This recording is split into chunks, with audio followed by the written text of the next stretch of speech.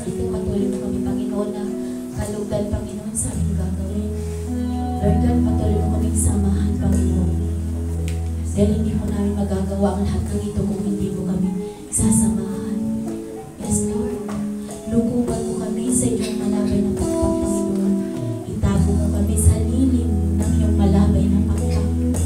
Lord God, sa oras nito, lahat po ng aking mga kapatid na narito, Panginoon, ipuin mo po ang kanilang mga panalangin, Panginoon.